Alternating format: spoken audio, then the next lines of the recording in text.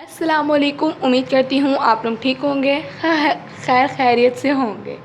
So welcome back to my YouTube channel all in one. तो मैंने आपको पहले टेंसेस, इंग्लिश के टेंसेस समझाए थे और आज मैं आपके पास बहुत ही मज़े का सब्जेक्ट मैथमेटिक्स लाई हूँ।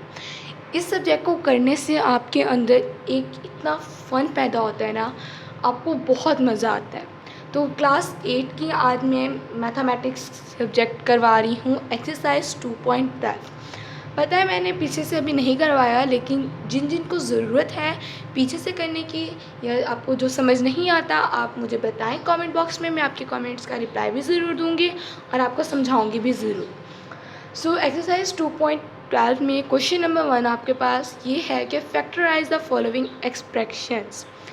दिए गए जो एक्सप्रेशन है उसको आपने सॉल्व करना है, फैक्टराइज करना है उसको, ठीक है।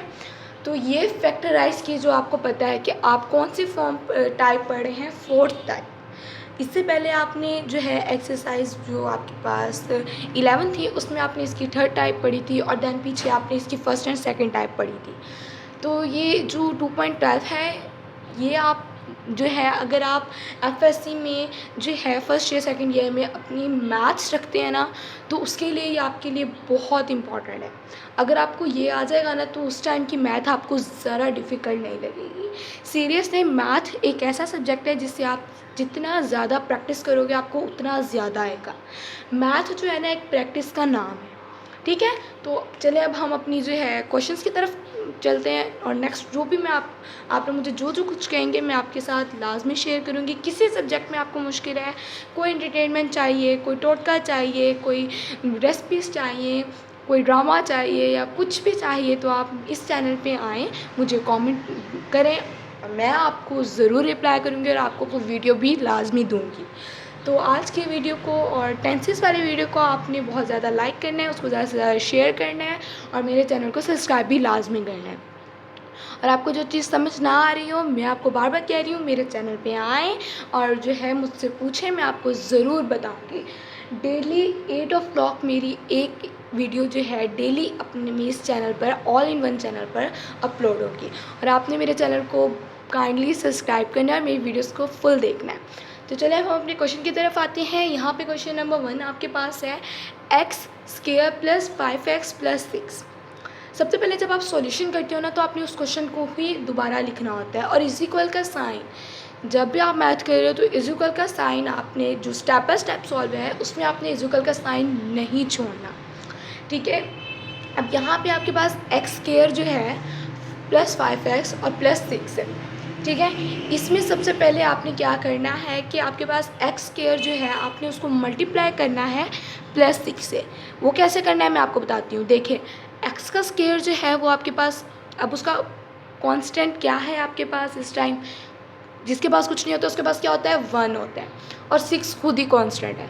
तो 1 मल्टीप्लाई 6 करेंगे तो इज इक्वल टू 6 आएगा, ठीक है। वो मैं आपको यहाँ करके दिखाती हूँ। देन आप देखें इसके बाद जो हमने एक स्टेप करना है, जो हमारे पास सेकेंड जो मिड वाली फॉर्म है ना, मिड वाली फॉर्म है 5x, इसको हमने ब्रेक करना है, इसको तोड़ना है। जब हम x को मल्टीप्लाई मतलब x वाले कांस्टेंट को 6 कांस्टेंट से मल्टीप्लाई करेंगे तो उस वैल्यू को हमने मद्देनज़र रखते हुए अपनी दरमियान वाली वैल्यू को ब्रेक करना है। इनके पेयरिंग बनाएंगे तो मैं आपको सारी यहाँ पे डिटेल देती हूँ और आपने क्वेश्चंस को अच्छे तरीके से समझना है, दिल लगा के समझना है, ठीक है। मैं आपको बता रही हूँ, इसको देख लीजिएगा।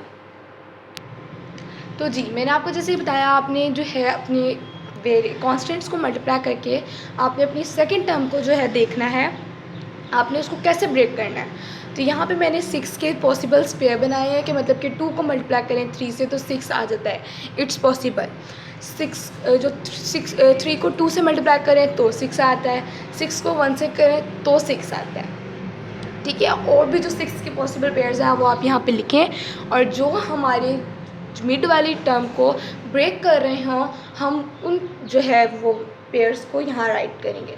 अब देखिए यहाँ पे आपने पेयर्स को जो है कैसे देखना है कि हमारे पेयर को, हमारा जो टर्म है मिड वाली, उसको कैसे ब्रेक कर रहे हैं, ठीक है। तो आपने 2 है तो 2 प्लस 3 करें तो इज इक्वल टू क्या आएगा 5। 2 माइनस 3 करें तो आपको जो है ना इसको पेयर्स करके जब आप इसको ब्रेक कर रहे हो नंबर के साथ सैम्बल्स भी देख रहे हैं, ठीक है। 2 + 3 है तो वो +5 आ रहा है ना, तो इसका मतलब हमारे पास ये क्या सही है। अगर हम 3 + 2 को करते हैं तो भी 5 आ रहा है, तो ये भी सही है। अगर हम 6 + 1 कर रहे हैं तो वो 7 आ रहा है, ठीक है। तो हम इस तरह नहीं कर सकते, तो अब हम क्या करेंगे, अपना जो है 2 + 3 ले सकते हैं या 3 + 2 ले सकते हैं। अब मैं यहाँ पे जो है ना आपको जो है वो ईज़ी वे में करके बता रही हूँ, तो ठीक है। अब हम यहाँ पे जो है 3 + 2 ले लेते हैं। यहाँ पे जब आपने इसके पेयर्स बनाने हैं तो जैसे मैंने आपको बताया कि आपने इसका सैम्बल्स का भी ख्याल रखना है। अब देखिए 3 के साथ प्लस है और 2 के साथ भी प्लस है। अब आपने जब उसको ब्रेक किया है वैल्यू को, तो जो उसके एक्स हैं वो भी आप ऐसे लिखेंगे। और 3, अब देखिए प्लस प्लस में आपको बता रही थी, प्लस प्लस क्या होता है, प्लस होता है। तो 3 में अगर 2 प्लस करें तो कितना आएगा, 5। तो 3x + 2x + 5x, तो हमारे पास आ गया कांस्टेंट, हमारे पास हमारी मिड टर्म सही आ गई। देन अब हम क्या करेंगे, जो हमारे पास x² है +3x, हम इन दो को इनके पेयर बनाएंगे और 2x + 6 के पेयर बना के हम इनको जो है ब्रैकेट फॉर्म में करेंगे और देन फिर हम a² b² वाली फॉर्म में लिखेंगे, ठीक है। तो मैं आपको करके दिखाती हूँ।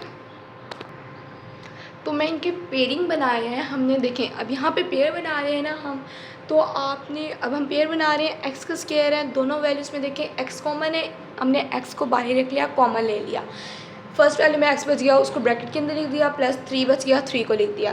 देन फिर +2 के साथ प्लस था तो प्लस लिखा। अब देखिए आपके पास 2x + 6 में क्या चीज़ कॉमन आ रही है, 2 के टेबल पे 6 जाता है ना, तो हमने 2 को कॉमन ले लिया, ठीक है। तो 2 हमने कॉमन लिया, फिर फर्स्ट वैल्यू में हमारे पास x बच गया प्लस और 3 आ जाएगा, क्योंकि 2 3 6 होता है। आपने एक और चीज़ में ख्याल रखना है कि अगर आपकी ये दरमियान वाली जो होल ब्रैकेट वाली जो ब्रैकेट्स में सेम है ना, अगर आपके पास नंबर्स या वैल्यूज सेम है तो आपका जवाब सही है। अगर वैल्यूज़ जो है चेंज है तो आपका जवाब गलत है। और यहाँ पे एक और चीज़ कि आपने जब आप इस तरह उसको वहाँ से पेयरिंग कर रहे हो उसकी, तो आपके पास सिंबल्स हैं वो भी सही आने चाहिए। अब जैसे कि प्लस प्लस क्या होता है, आपस में प्लस ही होता है, तो वहाँ पे इसलिए +3 लिखा गया। अगर वहाँ पे माइनस होता 6 के साथ तो फिर हमने क्या करना था, प्लस माइनस माइनस, तो x -3 होना था। मैं आपको माइनस वाले भी क्वेश्चंस करके दिखाऊंगी और जो है प्लस वाले भी करके बताऊंगी। तो आज जो है हम इसके क्वेश्चन टोटल जो हैं वो हैं हमारे पास 10। आज हम फर्स्ट 5 करेंगे और देन फिर हम नेक्स्ट 5 करेंगे, ठीक है। तो आपने वीडियोस को कम्प्लीटली देखना है, ठीक है। तो ये इनको पेयर्स बनाने के बाद ये नहीं कि अब इनके काम ख़त्म हो गया, अब इसका एक और स्टेप है। जैसे मैंने आपको बताया कि A और B वाली फॉर्म बनाएंगे, तो वो हम बनाते हैं अभी। तो अब हमने क्या करना है कि जो हमारे पास आपने देखा ब्रैकेट में जो वैल्यूज सेम है हम हमने उनको एक दफ़ा लिख लेना है और जो बाहर हैं उनको एक दफ़ा लिख लेना है। अब x बाहर था और 2 बाहर था, x + 2 हमने लिख लिया और x + 3 एक दफ़ा लिख लिया। ये हमारे पास यहाँ तक इसका आंसर क्लियर हो गया, बस जवाब ख़त्म, ठीक है। आपने ये नहीं देखना कि बुक में पीछे जवाब और है और हमारा जवाब और आ रहा है। अगर आपके पास वहाँ पे सैम्बल्स भी सही हैं और आपकी ब्रैकेट्स में बात कर रही हूँ, अगर आपके ब्रैकेट्स में दोनों में एक ही जैसी वैल्यूज़ आ रही हैं और एक जैसे सैम्बल्स आ रहे हैं, तो आपका जवाब सही है, ठीक है। आपने पीछे से ये देख के परेशान नहीं होना है, ठीक है। और आप लोगों ने, अब मैं आपको नेक्स्ट सवाल करवाऊँगी और ये जो नेक्स्ट में मैंने 7 पेज जो आपके देख रहे हैं 1 × 6 2 × 3 ये किया है, आप इसको आंसर में बेशक मत करें, लेकिन ये आपकी हेल्प के लिए बहुत ज़रूरी है। आपका सबसे पहला स्टेप ही ये है कि आपने कॉन्स्टेंट्स को आपस में मल्टीप्लाई करने हैं। देन आपने जो उसकी दरमियान वाली वैल्यू है जो आपके पास मतलब मल्टीप्लाई करने के बाद कांस्टेंट को आंसर आया उसके पॉसिबल पेयर्स बनाने हैं। फिर उन पेयर्स से आपने देखना है कि दरमियान वाली वैल्यू के जो है आपके पास ब्रेक हो रही है या नहीं हो रही है, ठीक है। फिर देन आपने जो है अपने पेयरिंग स्टेप करना है, उनको ब्रेक करना है और फिर उनको इकट्ठा कलेक्ट करके लिख लेना है। नेक्स्ट सवाल देखिएगा, उसको भी इसी तरीके से आपने सॉल्व करना है, ठीक है।